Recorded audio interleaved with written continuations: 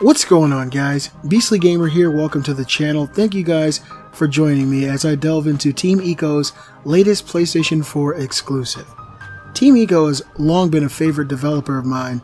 Ico was a beautiful game, and Shadow of the Colossus was and still is one of my absolute favorite PlayStation 2 games, and still ranks very highly on my all-time favorites.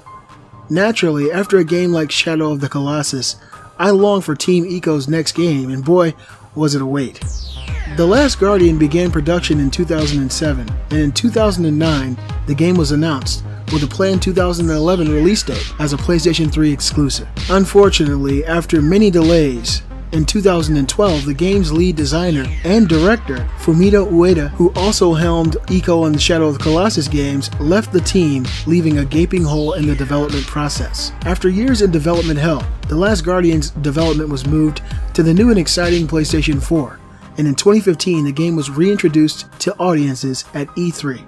After 9 years of development, losing important parts of the team, and even PlayStation 4 lead architect and creative talent Mark Cerny joining Team Ico to get the game finished, we finally saw the release of The Last Guardian in December of 2016. Well, I played it, and I beat the game as well, and today I'm here to do my review of The Last Guardian on PlayStation 4.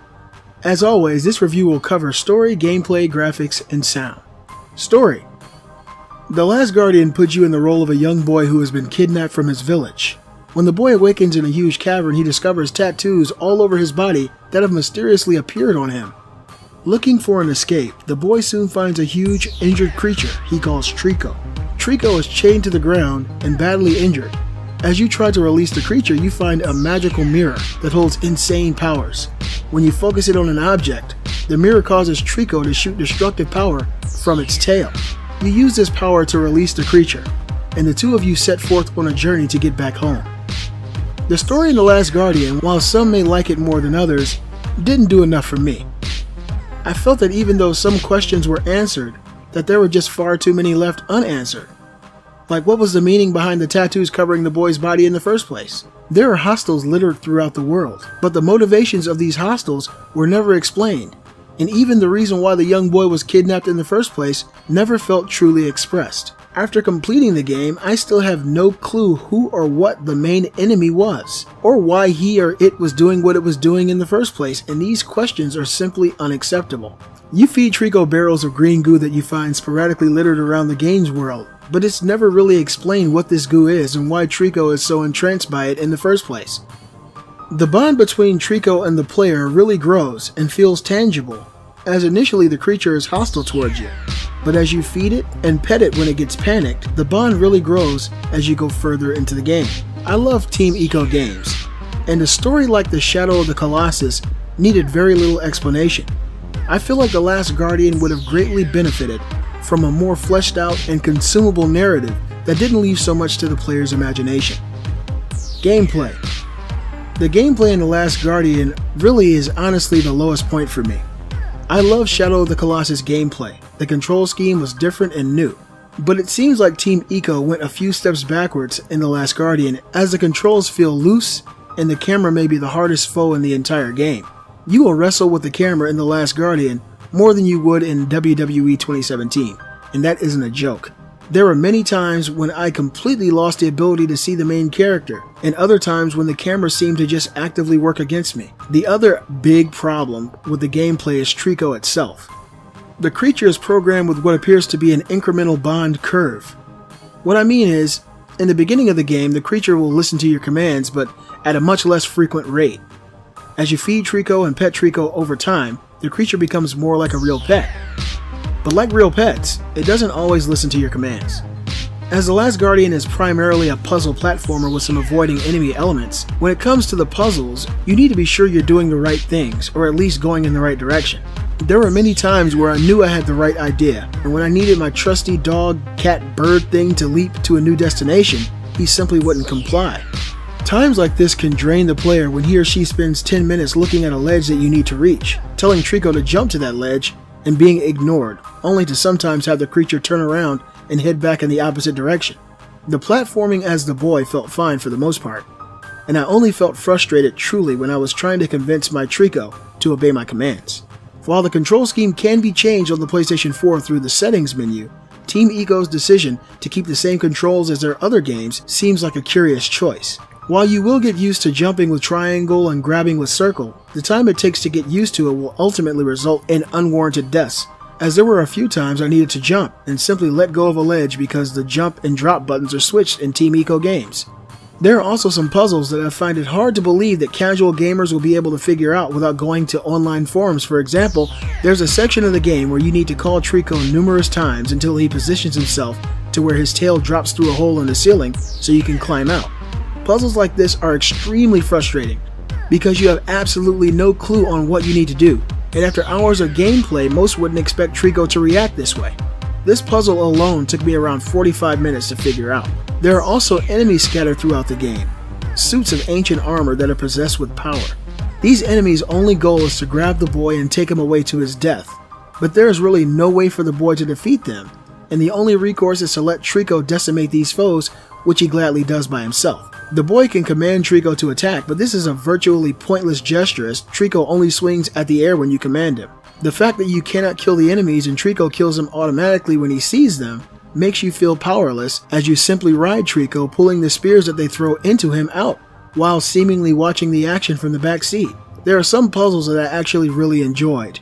There are large eyes crafted from colored glass that scare Trico and stop him in his tracks at the sight of them. While the dynamic is a unique puzzle, very little is explained about these eyes and why they affect Trico this way. Another big question mark. Graphics. The Last Guardian is a beautiful game. When you take into account the world that Team Ico wanted to make, it all makes sense. The overgrown foliage and the dilapidated ancient ruins look exactly how you'd expect them to look. The game is massive, and while it's not an open world, it is wide open and is a stunningly beautiful playground to roam. Though I would have liked to see some nighttime scenes during gameplay to show off the very impressive lighting in this game. I've heard some people say this game looks dated, and those people couldn't be more wrong. The star of the game visually is Trico, a giant I've heard described as a cat, bird, and a dog mixed. This creature really steals your heart during gameplay. The subtle nuance in the way it looks at you, the way it moves, and the overall design is astounding. The feathers are beautiful, and the way that they move when Trico twists and turns is really art to me. The first few hours of playing the game, I found myself actually talking out loud to this creature when it was hurt or when it was hungry, and as a cat owner, I saw some incredibly accurate animations from Trico. The way he prepares for a jump is so real that I couldn't believe it the first few times I saw it. The way he bobs his head, gauging the distance, is something I see my cats do, and to convey that in a video game so seamlessly is amazing to me. Team Ico nailed the look and animation of the boy as well. I honestly feel like I saw 1,000 animations for him. I will say that I do see some reused ones from Shadow of the Colossus here and there, but the overall presentation is a visual treat. Sound. Like the previous entries in Ico's catalog, this game has a fictional language, but the use of it was amazing. Every now and then you hear narration from the boy explaining the situation, and it's done very well, but the sounds of Trico steal the show. The growls and the grunts of the creature are amazing. It really gives a sense of scale when you hear something that large growling around you, or expressing interest in an object. Trico at times sounds anxious, depressed, hungry, or hurt, and if you get too far away from him, you'll hear him crying for you in the distance. It's like a crying child, you just want to get back to it so you can let it know it's okay. The dramatic theme music that plays whenever enemy knights appear suits these parts of the game and really pump dread into the atmosphere, and I love the sounds of the boy calling Trico and giving him commands. When it comes to sound, this game does a fantastic job of solidifying the experience. Final thoughts. As a huge fan of Shadow of the Colossus, I was more than pumped for The Last Guardian. The prospect of playing Team Ico's next adventure in the trilogy has been a dream of mine for a very long time. The Last Guardian set out to make the player feel something and experience a game with a creature that is as close to a living pet as we've ever seen in a video game. The bond between the boy and his monster is a tangible one here, but there are some real problems with this game. Too many times did I feel amazed only to be let down a few minutes later by disjointed controls, an angry camera system, and a creature that just didn't want to listen. I wish that there was more explained in The Last Guardian. It seems that after members of Team Ico left, they took their ideas, plots, and parts of the story with them. There was simply too much missing for me here, and at times it felt like multiple games crammed together with the hopes that nobody would notice. For what Team Ico accomplished with the creature, they deserve praise. But for the incomprehensible story, seemingly erased narrative, and creature that really does what it wants to do, I cannot recommend this game unless you find a great deal on it, are a huge fan of Team Ico, or are renting it from Redbox. I love Team Ico, but I feel that the turmoil that occurred during development, as well as critical team members leaving, created a gaping hole in the narrative and left fresh ideas dead without proper closure. Unfortunately, there appears to be so many holes that no one on the team could properly fill them. Well, I hope you guys enjoyed my review. It might be a little shock to you guys because I know you guys know how much I love Shadow of the Colossus. It's one of my favorite games of all time. I was a little let down by The Last Guardian.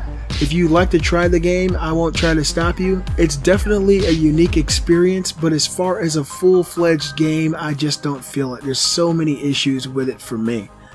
You guys let me know what you think about The Last Guardian in the comment section below.